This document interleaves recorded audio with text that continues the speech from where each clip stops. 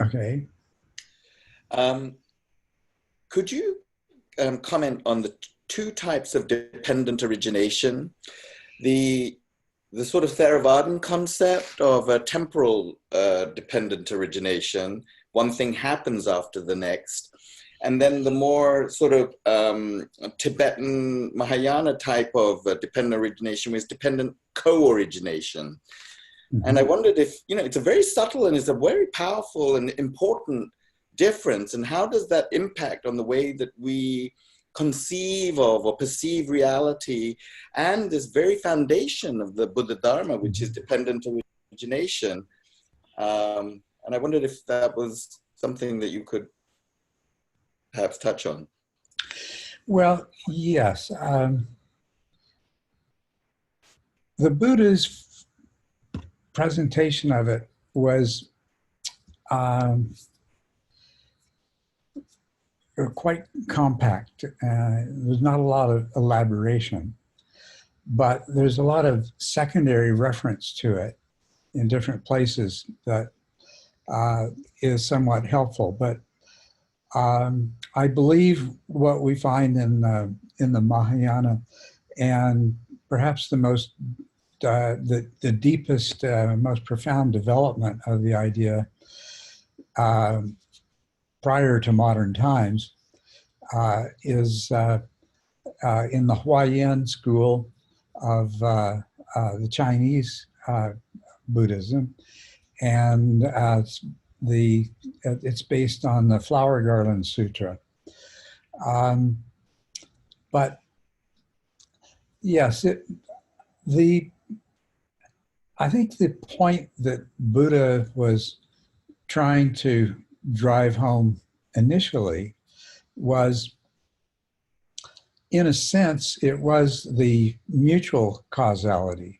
But probably the primary point is that there is nothing that stands outside of causality, that everything is due to causes and conditions, and everything in turn serves as cause and condition for things in the future.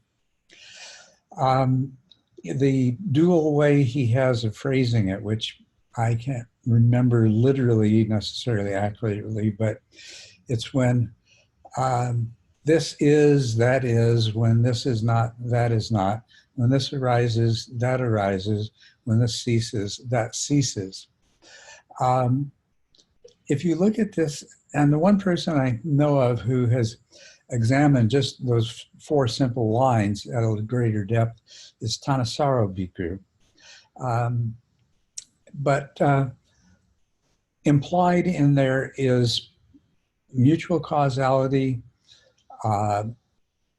Now, if you go beyond that, there is also teleological causality too, which, in an obvious sense, people do things because of expected consequences, which is a form of teleological causality.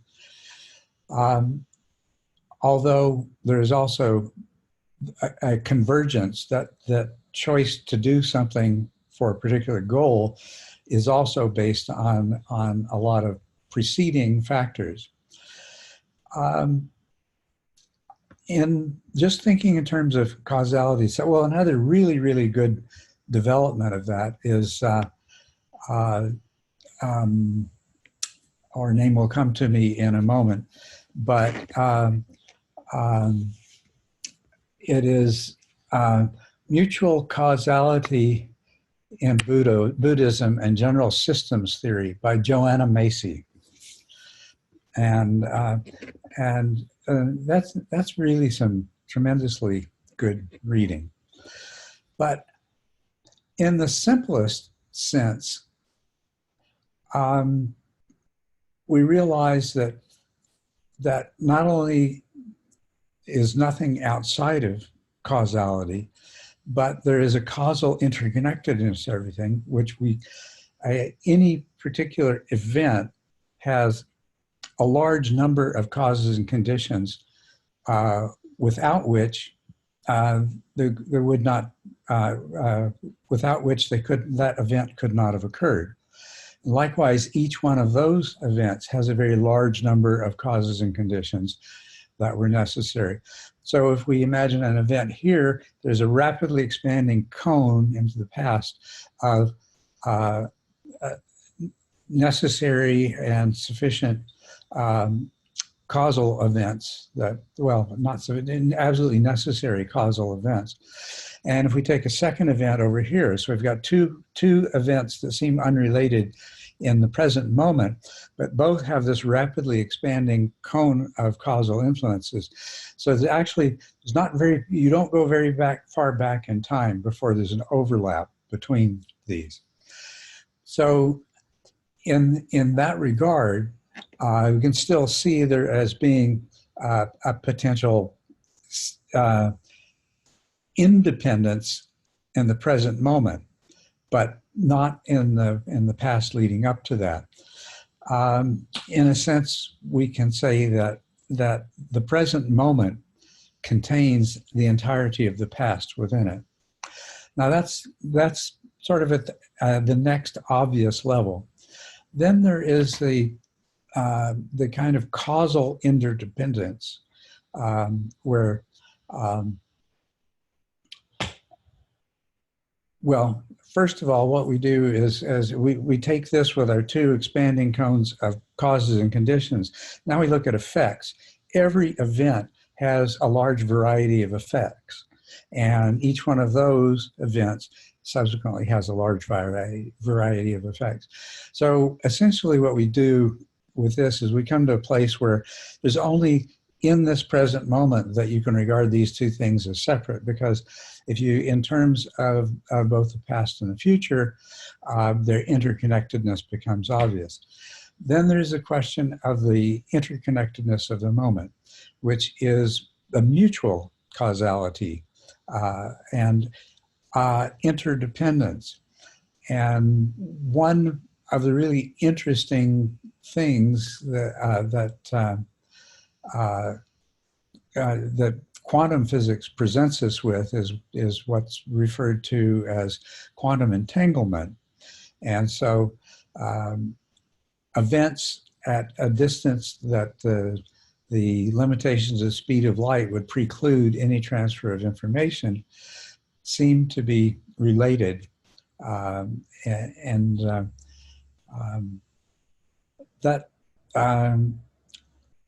That's actually been demonstrated. Einstein called it spooky action at a distance, and proposed an experiment that would disprove it. And then finally, someone was able to actually do the experiment and to prove it. And it's been repeated quite a few times that things are actually connected in that way. But in addition, right now we're just talking about what we can know about something. From our current perspective, we are limited by our physical senses, and we're limited by the capacities of our brain/mind. So we already know, because of the devices that we've created that extend our physical senses, so that we become aware of much more of the electromagnetic spectrum than what our eyes can detect, and so on and so forth. What we don't know is what we don't know, although there's evidence of that. There are the mysteries of dark matter and dark energy as examples of things like that, where there is evidence that there is something there, but it is completely outside the realm of our sensory capacities, and therefore outside the realm of our capacities so far to create, to develop technology that can reveal that.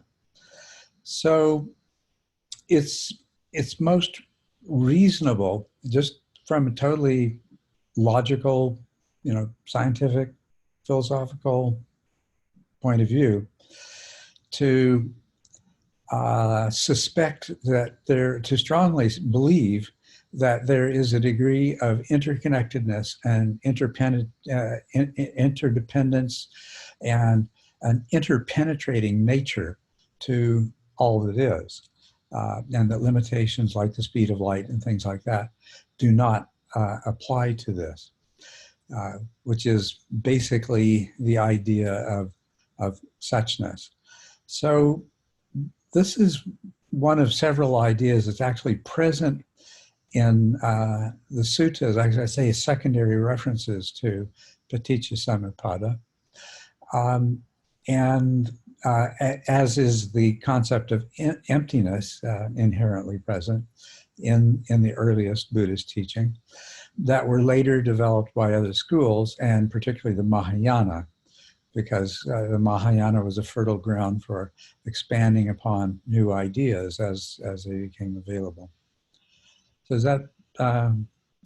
That's very helpful, because, and I just want to sort of give you a little background of why I asked this question, because I've been rereading Dogen and Nagarjuna, and really the concept of nonlinear time and sequential time. And it's so fascinating to me that these great, brilliant minds, before there was any hint of what technology was and everything, had already this understanding of the nature of time itself is not just fixed in the way that Einstein said it began when it began and it goes on. No, it's like we don't know what happened before. And it's like, you know, and the past, present, and future are all rolled into what we call now, which is not actually a static thing. I mean, I think it's such an astonishingly beautiful kind of way of bringing together, if you think of time as nonlinear. So to me, those two types of dependent origination give you this difference between the way one conceptualizes time. And I don't know if that makes sense or not. Yeah. But that's where it came from, that question. Yes, that nonlinearity.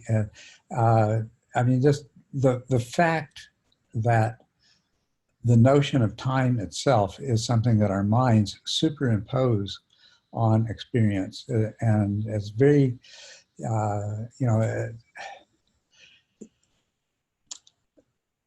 there is no way our minds can, or at least there's no way my mind has ever been able to conceptualize even experiences that I've had that seem to deny time. Like there is an experience that I would label the eternal present.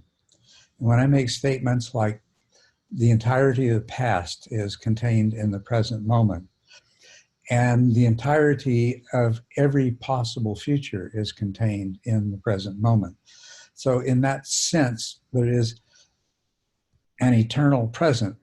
But then as soon as I turn my logical, rational mind to it, then that present moment is somehow evolving, and there's more past being created and more future being converted from potential to actual. And there's no way that I can take those experiences and there's no way I can conceptualize them. My mind just cannot speak that language. Yeah. But as I understand it from some things that are a little bit beyond my ability to follow, that's really not a problem in mathematics. No. And I think the word that really helped me is presencing. That we're not just present, it's that we are being in the present. Right. We are becoming. So presencing is kind of like the word that I think really for me kind of defines and helps me to understand that very aspect of that we lose ourselves from nonlinear time in deathless eternity, or however one wants to call that nowness, into this immediate, oh, that just happened and now I'm here and that's got to happen and the future and stuff like that. But presencing, if we're present and aware of that as well, I think it's a very powerful word to help to understand for myself. Anyway. But thank you. Yes. It really helps. You're welcome. Now that we've got a couple of other people joined, are there any of these questions from last month that are yours that I haven't answered? Because I want to deal with those first before I deal with ones that I'm pretty sure I haven't answered yet. Yes, David. You're muted.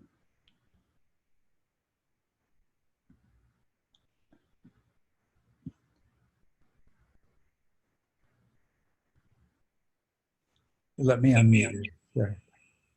Now, can you talk? Say something. Hi, can Good. you hear me? Yes, I can. Oh, I was saying that I asked a question and I didn't make it for the last meeting. Yes. Maybe you can answer that one. All right. Let me see if I can find that question. Okay, so are you David Macias? Yeah, kind of. Okay. Yes, I see your question then here. You say, I'm currently in stage 0, despite attempting to transition to stage 1 for years. I aim to 1 hour sit. Not once I lasted that long, and in fact, I haven't attempted to sit for weeks. To be fair, I just came out of a long depression, and my self-discipline and motivation are recovering back from extremely low levels. I intellectually understand that meditation is crazy good for you, yet I haven't been able to transform that knowledge into fuel to fire up my motivation and anchor myself onto the pillow. I guess my question would be about self-motivation, something along the lines of how to build up the intention of sitting when motivation is the negatives shortly after is in the negatives shortly after I sit. So is there anything that has changed since you originally posed that question? No, it's been No. Okay. Well, certainly depression is something that can just crush all motivation of any kind. But coming out of it. So, to be fair, I've been taking medication that has been working. Mm-hmm. So I've been out of depression for months now. It's not like I just recently came out. And are you experiencing motivation, more or less normal motivation for other kinds of activities and things? That depends what I compare it with. If I compare it from the last few years, my motivation is pretty good. If I compare it from pre-depression times, it's low. It's very low. Yeah, so, yeah. Well, hopefully that will improve over time. Now, without getting into too deeply a personal thing with you, so I'll just speak in general. Often, now there is a depression that's basically physiological, but it often begins with a depression that is due to circumstances. And it's also the case that the predisposition to deep depression is something that can be both genetically and environmentally produced, in an adult like yourself, that both previous events in your lifetime and some genetic predisposition could combine to make you predisposed to entering into quite deep depression due to life events. And then likewise, when that's sustained long enough, that same depression can become essentially physiological. In other words, it's no longer the result of those events. They're completely gone. But the reason I mention this, and not implying to anybody that this applies to you, is that whatever there was initially that predisposed that kind of person to deep depression when negative life events occur can still be an obstacle. And depression has a quality of being self-centered and often in a very negative way. So without saying any more than that, have you approached motivation for meditation as being for the sake of someone other than yourself? No, I mean implicitly, but no, I haven't decided to make that effort for somebody in specific. So that is one thing that you could try. Do you have contact with people who you might regard as being highly spiritually developed in some way? I have contact with people who, few people that are spiritually active, I guess. Well, to the degree that you can just simply draw inspiration from your contact with them and your observations about them, that's kind of a starting point. Mm-hmm. But also watching inspirational presentations on YouTube and TED Talks and things like that might help. But what I'm suggesting, yeah, and those are very well worth doing.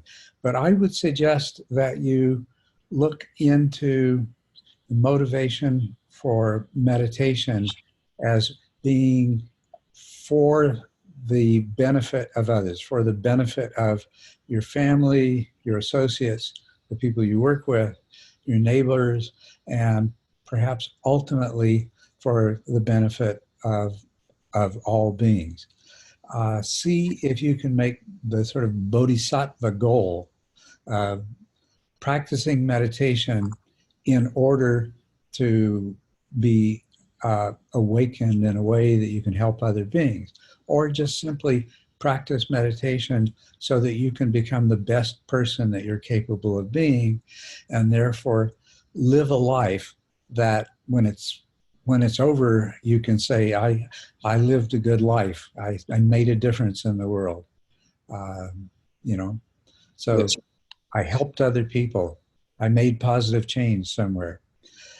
And if you feel like that works for you too, you might supplement the meditation with actually intentionally doing something that is of the nature of helping and serving others in some way who are less fortunate than yourself. Okay. What I understood is that maybe I should aim my motivation, or focus my motivation on helping others.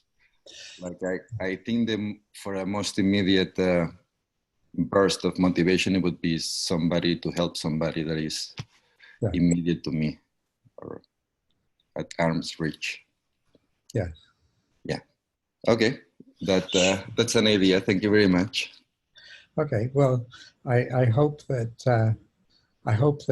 that one or more of the things that I suggested will help you, and I look forward to hearing back from you about whether it does or not. I will keep you posted. Thank you. Thank you. Okay. Thank you. Anyone else has a question that's already been posted but not answered?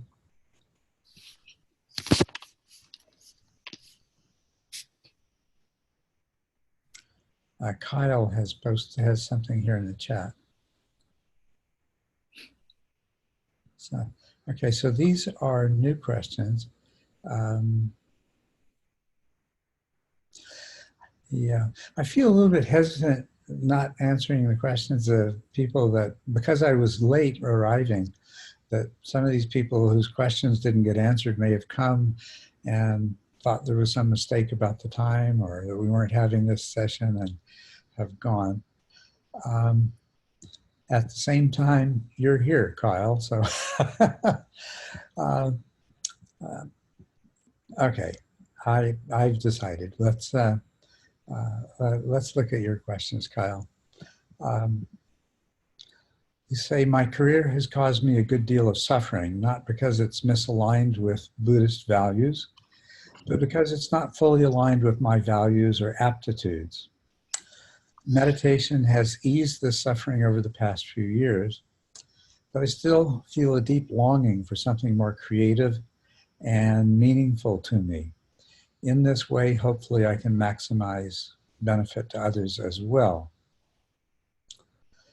My question is, related to career or other big facets of life, how do we disentangle simple aversion from following the heart's true path?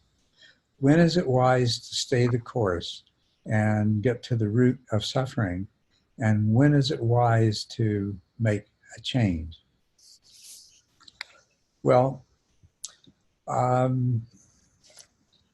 the answer to this, Kyle, is that you have to do some serious and effective introspection. And if you are a meditator, I see you're muted right now and I can't see your picture either, so you can't give me hand gestures. So are you a meditator, and how long have you been, and what is your meditation like? And the reason that I ask this is because it's through development of powerful mindfulness, powerful introspective awareness, that you're going to be able to do the things necessary to disentangle the various factors that are making it hard to decide what to do or where to go next. Hey, Culadasa, I'm here. So meditating, quite avidly, but perhaps not correctly for probably 8 to 10 years.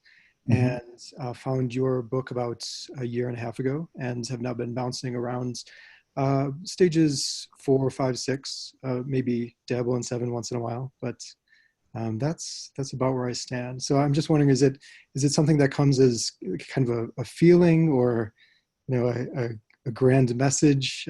What exactly would I be looking for? Well, it can come as a grand message, and it does with some people. But also it can be the result of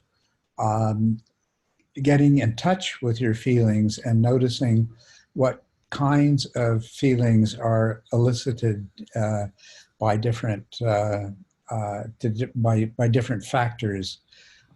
And in this case, you're talking about a career situation, but it would apply to relationships and things like that. Getting in touch with what are, basically desire and aversion are compulsions. And with aversion, you can sense the compulsive aspect that arises that wants you to push away or turn away or withdraw from something. And with desire, you can learn to feel that compulsive draw towards, or desire to hold on to, or so on and so forth. These are the kinds of motivations that you want to see beyond, and you want to get in touch with those emotions or those feelings. I shouldn't call them emotions. Let's just call them senses. Just like we said, the sense of that compulsion. But there will be other aspects that have more to do with what we might call your personal values and aspirations, your sense of rightness, and so forth. Even use the word wholesomeness, maybe. I mean, words have different meanings for different people, but I think hopefully you understand the kind of categorization I'm trying to identify here. So just as with some things you can detect that sense of compulsion either towards or away from something, you can also learn to sense that feeling of this is valuable, this is good, this is worthy, this is wholesome, and with other things, the feeling that this this is not good. This is not, even the sense that this is not a good way for me to spend my time. This is not a good activity for me to engage in. You just have that sense, and it's a different sense than the compulsion to push away. It's just the sense that this is something that really, it doesn't elicit any sort of admiration or inspiration or anything else in me, whereas this other thing has this this sense of aspiration and inspiration that it elicits. If you can use your introspective mindfulness to just get familiar with those kinds of senses, then this is going to help you untangle this quite a bit. Now, does anything that I've said resonate with you? I mean, can you recognize what I'm referring to as a compulsion towards or away from something, and can you recognize the distinction between that and something that you consider to be valuable, and as versus something that you consider to be either of no valuable or even the opposite? I think I can. Yeah, this seems to be more than a knee-jerk reaction. It's more than just the hand in the fire or a simple craving. So hence why I'm asking the question. I think there is something to it for me. Mm-hmm. I mean, then there's the aspect where I still, I have responsibilities, a mortgage, a family, and I need to provide for them. Being able to toe the line where maybe I'm moving on to something that is providing more value to myself and the world, but still meeting my responsibilities here. Yes. And if you come to the conclusion that there is something that you're capable of that is more valuable, more consistent with your inner sense of value, and you can find the pathway that leads to that, then by all means, that should become your focus, while keeping in mind the importance of being able to support your family. But now I have no idea what level that you support your family right now, but if you are in the upper echelons of the middle class or something like that, then you could consider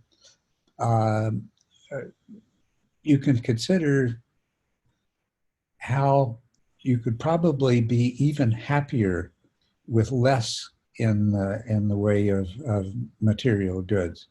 You would like your children to go to the best schools that they can, but that doesn't necessarily mean that they have to go to the most expensive and elite schools. You want to live in a decent and healthy neighborhood where you are safe, your children are safe, and things like that. Perhaps the mortgage on that could be met with a different kind of work that was much more internally satisfying and meaningful and consistent with your personal values. Now, there's a completely different approach that you can take too. You can take your current career and you can say, how can I change this? How can I make the situation I'm in and the things I'm doing, how can I make this into something that satisfies my internal value systems. You know, just pick an example at random. Let's say you're a salesperson, and there's a lot of things about being a salesperson that you really don't like. This whole thing of trying to convince somebody that they want something that they may not really need, and then putting the pressure on them to close the sale and stuff like that. Now, and especially if you're on commission, then that would put you in that would be a real dilemma, wouldn't it? But in that situation, the thing that you would ask yourself is there something, is there an approach I can take where maybe what I'm selling, that I sell it only to people for whom it's really going to be valuable and necessary, rather than persuading people to buy something they don't really need? Or could I play a different role than what I do now? And could I find, when I say play a different role in your organization, perhaps you could find a role that, rather than selling a product, but you're in a position to improve the working conditions and the quality of life and so on and so forth for your co-workers. You know, there's an infinite number of possibilities, but both are quite open. And once you get clear on what are values and what are based on just a desire and aversion, then it will be easier to make those decisions. You know, if you commit yourself, I don't know if you're ready to do this, but if you commit yourself to the Dharma, the wonderful thing about that is it simplifies your life and your decisions tremendously. You still have to wrestle with the same things if you've got a family and you need to support them, but it tremendously clarifies exactly these kinds of questions that I'm suggesting that you investigate in yourself, because you have now, you know, the more deeply that you can integrate the Dharma and Dharma values into your life and into the workings of your mind, you will have this wonderful and remarkable experience, and I can attest to this firsthand, and maybe others here as well, where it's just it is almost that kind of profound seeing your destiny in a way. You know, you discover the hero's journey for yourself, you know, things like that. But when that kind of clarity, it's just like a bright light shining on things, and it becomes so obvious the kinds of changes that you should make and the different directions that you should take in order for that to happen. So does any of that resonate as well? Yeah, it absolutely does. It sounds like I have some work to do in both meaning of the word, the Dharma, and my career. So thank you very much. Yes. And in your meditation, just recognize that is the real, it's this mindfulness, especially when you have the kind of metacognitive introspective awareness that's called sati sampajana, where you not only know what's going on both in your mind and in your environment, but you know where your behaviors are arising from and whether or not they're consistent with your inner values. And so your meditation practice is going to be a major component in empowering you this way. Thank you. Good luck with it. And just as I told David earlier, let me know how it works out for you. I will. Okay. So Brian Farrell has joined us, and Alex as well. Do either of you have questions from before that didn't get answered? No. Okay. Great. Well, I guess it's time for us to go ahead and I look at some of the questions that were left over from before, and they'll be available on recording for those that originally asked them. Hi, Ted. My apologies for my late arrival, and I'm afraid that there's people I'm going to need to apologize to who probably came and thought they had something wrong and left. Yeah, well, I screwed up even worse than you did, so I win. Oh, so you didn't even know I was late. No. Okay. No, I forgot to set a calendar. Alex too. So I'm really sorry about that. Yes. Okay. Well, let's just I want to look at some of these questions that didn't get dealt with before. So this is a really long question from Michael Walsh, and I believe that is one that we haven't answered yet. Is that correct, Ted? Do you know? Can you copy the link into the chat? I'm not actually looking at it right now. I'm just looking at it on the Patreon website. Right. So. Well, let's see. So I can send you the link. When I listened to the March talk just yesterday, mm-hmm. I stopped on that one. I'm sorry, you which? You? I listened to the March call yesterday, and I believe you did not answer the Walsh. Oh, okay. That's where you stopped. Wonderful. Thank you very much. That's what I thought too. It just didn't seem familiar. So Michael asks us, intellectually, I am struggling to reconcile having worldly goals in life with the mission of awakening. It seems like having career goals, romantic attachments, sexual desires, a worldly life, these are ultimately delusions based on craving and narratives about self. Wouldn't the eradication of craving mean ultimately abandoning these things as superficial and the subsequent adoption of a monastic lifestyle? And so I'm going to deal with that first rather than reading on here first. But you have,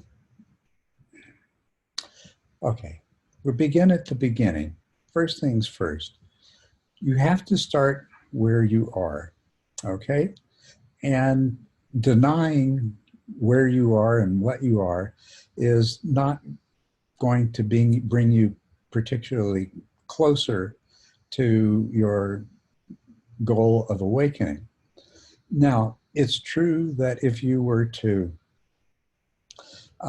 give up everything in your life right now and enter a monastery, depending upon the monastery that you entered into, you might find yourself just as busy as you were in your daily life with no time to meditate, etc. Or you might get lucky and find yourself in a monastery where you actually had the opportunity to do that. What you're doing is you're separating yourself from these things that can be and most typically are the sources of craving and reinforcements to self-clinging.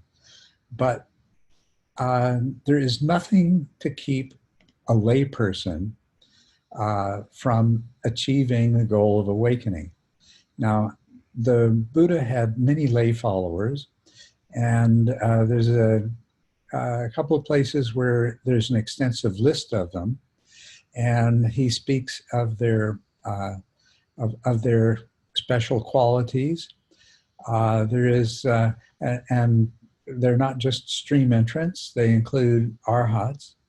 An example that always comes to my mind is Chitta, the layperson, who is mentioned in a number of different suttas. And the Buddha identified him as the best teacher of the Dhamma of all of his followers. And so there is nothing inherently prohibitive about a living life of a layperson and becoming awakened. Is it a greater challenge? Yes. Is it a kind of greater challenge that's so huge that it's not worth trying? Absolutely not. Absolutely not. The things that I can tell you, and I know I've repeated these before, so other people will have heard them. First of all, there's a rather famous story of one of the bhikkhus who went off to the forest by himself and practiced by himself and believed that he had achieved awakening, absence of craving and aversion, the complete liberation from the attachment to self and so forth. And so he gets up and he starts to travel back to rejoin his Sangha and tell them of what has transpired. And the first crossroads he comes to is, as most crossroads were in that day, a marketplace where everybody comes to sell their goods. And so it was noisy, and there were people bickering and arguing, and there was animal dung all over the road, and you know, just all this kind of stuff. And he realized at that point that what he felt he had become, the changes that he felt had occurred when he was in his seclusion in the forest, they didn't penetrate deeply enough to withstand the experience of entering a marketplace. And then the second thing that I often repeat to people with this question is a conversation that I had with Geshe Dorje, who was, and I believe still is, a professor at University of Arkansas. As a matter of fact, he got an award for being the most popular of all the teachers at University of Arkansas. And I was in a conversation with him on exactly this question of the path of a layperson and the path of a monastic. And he agreed completely that the path of a layperson is more difficult but more powerful than the path of a monastic. And this kind of would go into a digression, but one of the things that I think we're all aware of are people that are believed to be or purported to be at a high state of spiritual realization, awakening, whatever you want to call it, who manifest behaviors which are completely inconsistent with our notions of what would be appropriate for an awakened person. And I think we see that a lot when we see monastics, for example, from the Zen tradition and Zen monasteries of Japan. And since the Chinese invasion and the Tibetan diaspora, we see people who grew up in a monastic environment, and then when they find themselves teaching and leading sanghas in the United States and Great Britain and Europe and things like that, their behavior has qualities that are certainly nothing that we would aspire to for the sake of awakening. So I think in a sense this illustrates to us just exactly what Geshe Dorje was saying, and what that story of that monk is pointing to, is that if you remove yourself from, as much as possible, from the sources of craving, you can come to believe that you have overcome craving. And if you remove yourself from all of those things that are going to trigger self-clinging, you can come to believe that there is no more self-clinging. But once you're put in a situation where those things are present, then the weaknesses are revealed. And so back to your question, it's not a question of denying having a career and making a living in the world. It's a question of getting in touch with what is a wholesome way to do that. It's very similar to what we were just talking about earlier with Kyle. Finding a way to make a living, pursuing a career that is consistent with and indeed can be made part of your Dharma practice. And you can be very inventive in how you make it a part of your Dharma practice. An awakened person, the one compulsion they have is what we call compassion. And so it would be normal for an awakened person to be active in the world, trying to make a positive difference, trying to make positive change in the world. And so that's the way our ordinary culturally inculcated career aspirations can be transformed. Romantic attachments. Romantic attachments arise out of primitive instincts for reproduction and powerful cravings. You mentioned sexual desires. Romantic relationships are largely transactional. If you give me what I need, I'll give you what you need. And they often fail because one person or the other feels like, well, I'm not really getting what I need. I'm going to go look elsewhere. But that doesn't mean you need to not engage in a romantic attachment. Practice the Dharma, be as mindful as you can. And as you approach awakening, then all of these motivations that arise out of delusion become replaced by something different. Romantic love instead of being a transactional thing where, you scratch my back, I scratch yours, it becomes something where there is true loving kindness. There is seeing and understanding another person deeply, and it's developing a kind of love and sympathetic joy. It becomes a vehicle for compassion for people as they grow older to take care of each other, or when there's disease or when there's other things like this. So all of these worldly things are subject to transformation.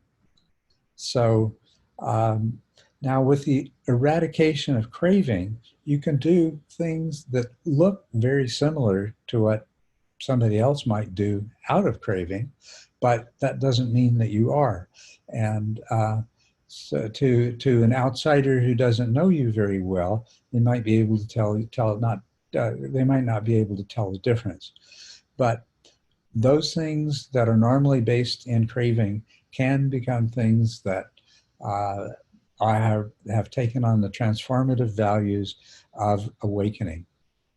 So you go on to say, would an awakened being even have a calling in life? Well, I think I've already answered that.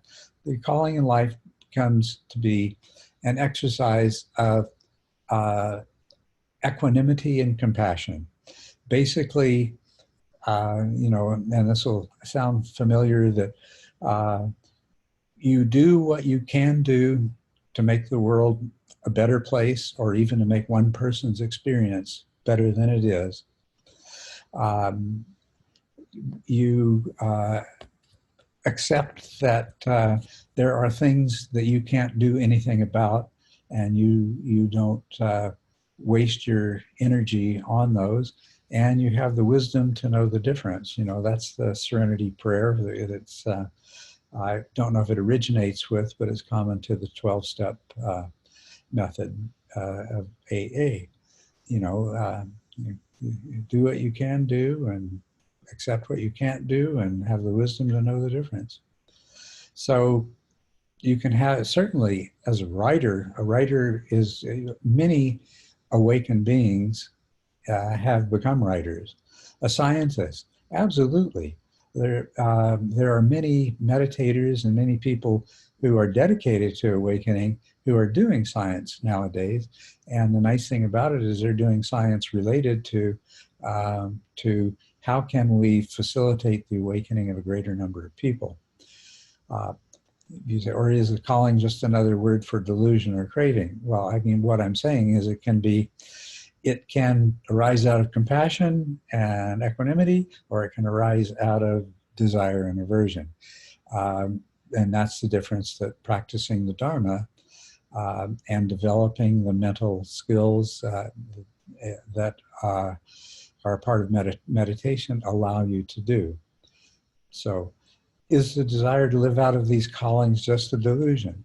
Well, often what can happen, but by no means always, but it can happen that during this transition, sometimes it's part delusion and part wisdom.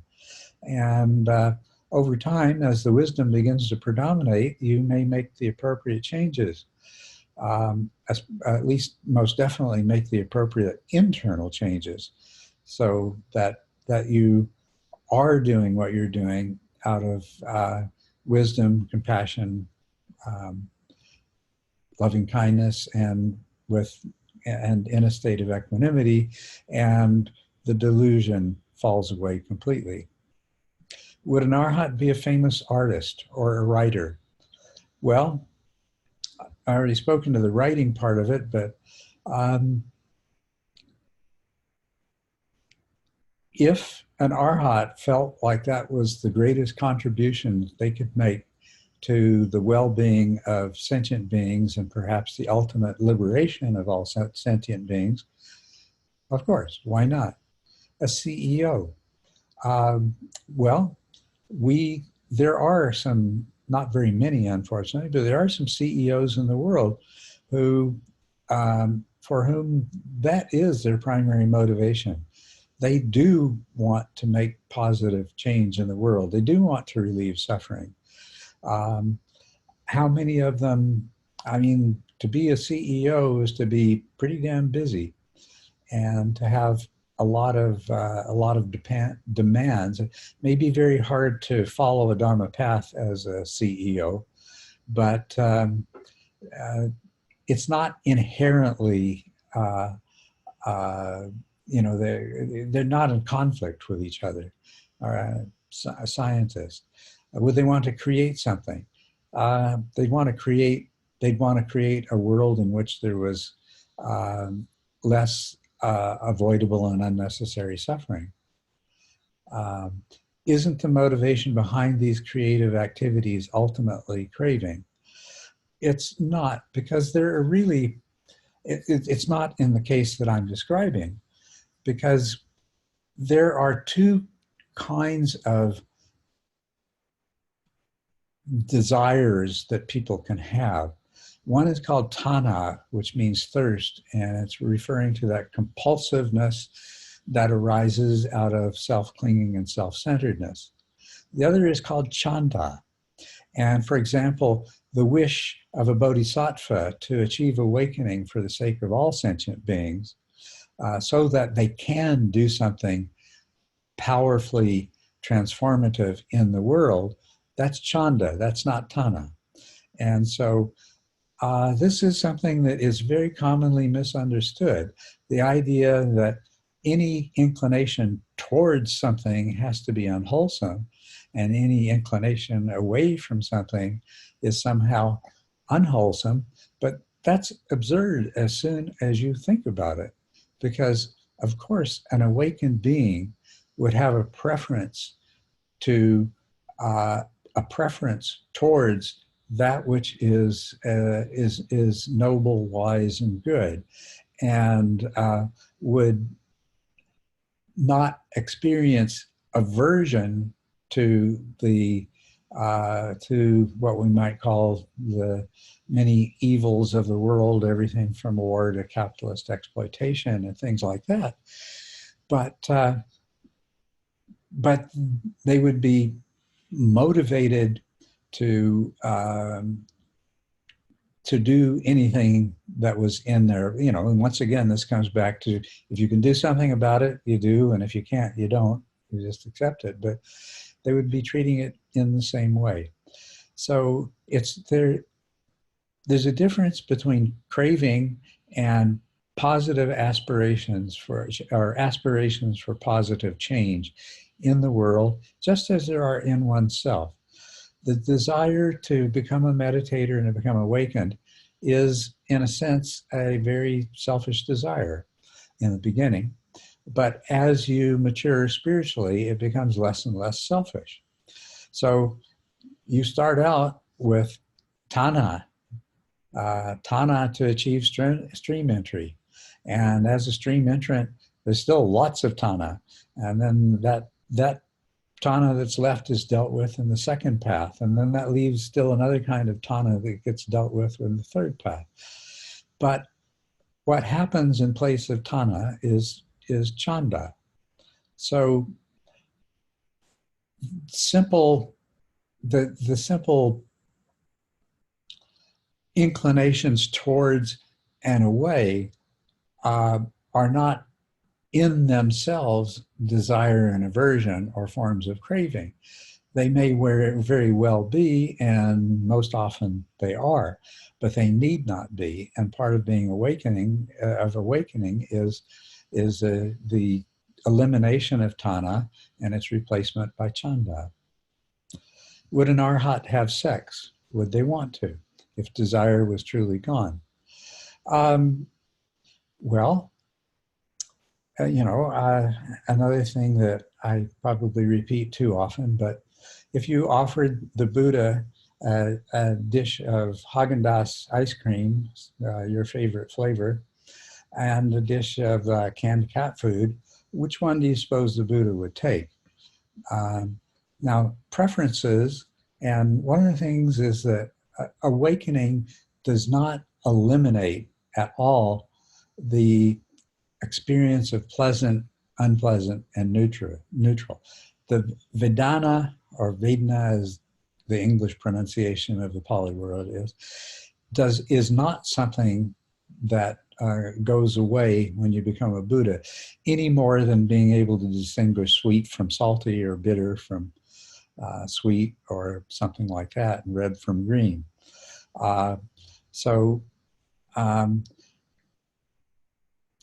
Would an arhat have sex? For the right reasons, absolutely.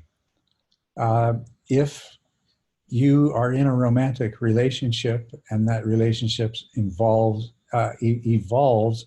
as you evolve and as you awaken, then there's nothing to prevent you from enjoying the pleasurable aspects of sex, and even more so enjoying providing the other person with pleasure. This is not, this doesn't need to arise out of desire. It can be at the level of a combination of love and simple preference of the ice cream over the cat food, right? It would depend on the circumstances and things like that, but desire does not need to be a part of it at all.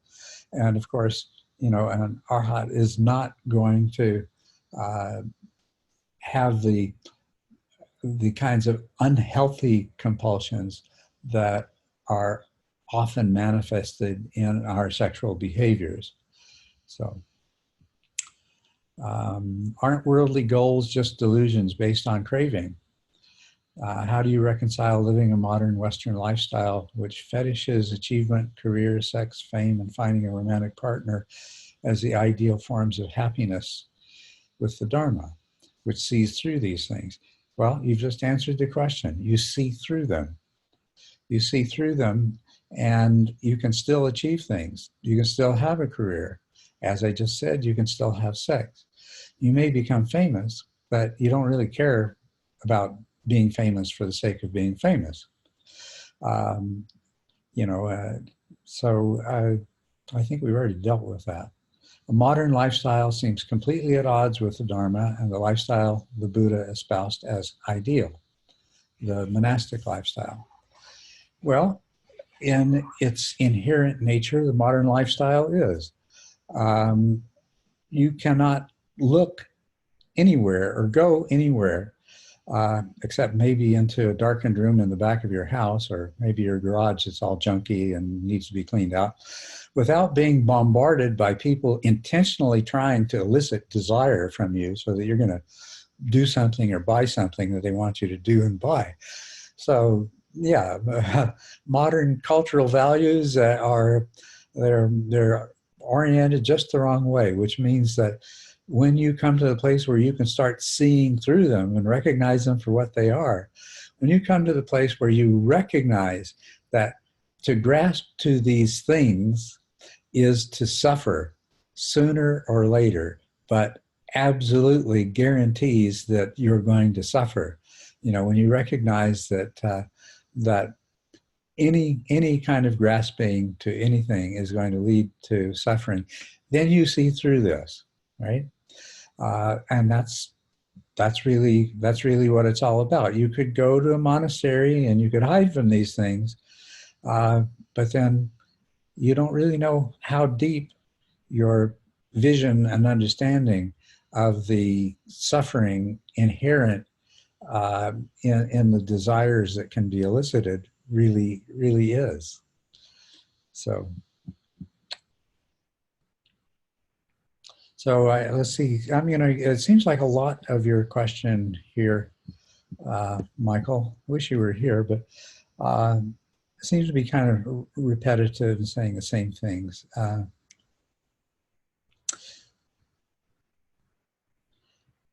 Certainly the lifestyle that the Buddha recommended was a withdrawal from daily life.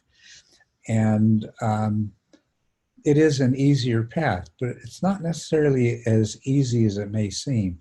A lot of things went on in the Sangha. There was lots of bickering and disagreement, and people still have to deal with other people. The Vinaya, the rules for a monk, the Vinaya is just full of accounts of those kinds of things.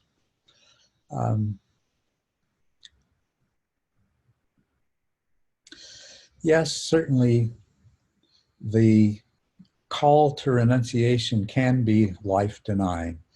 And there are shades of Buddhism which are very life-denying.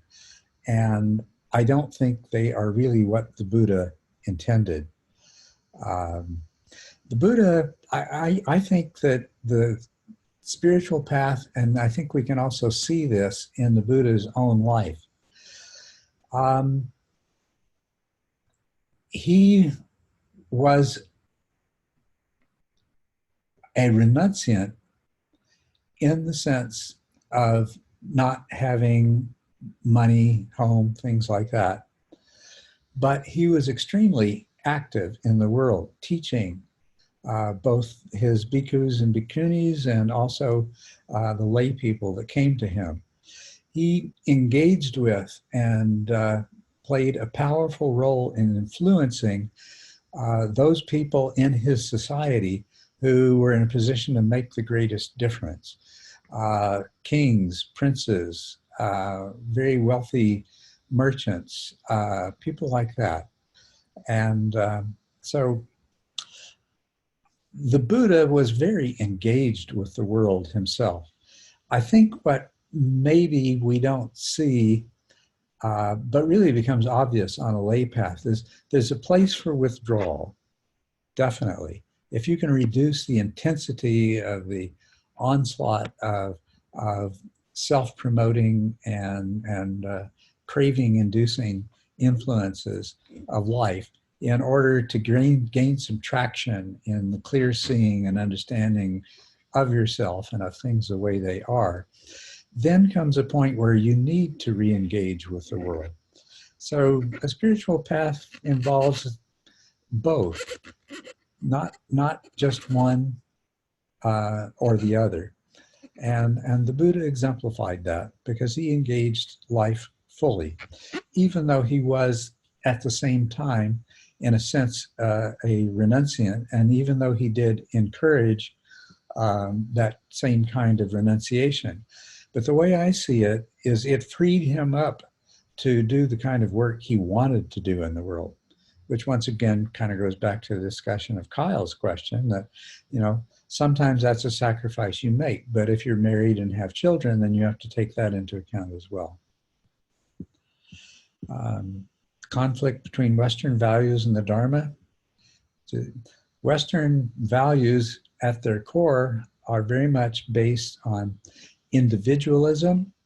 There is a tendency to disregard how much all of the success of Western culture is based on cooperation, and to sort of cultivate the notion that the only reason anybody ever does anything beneficial for someone but themselves is that in some other way it's going to ultimately be beneficial to themselves. And so there's sort of a denial of an aspect of ourselves which is truly altruistic.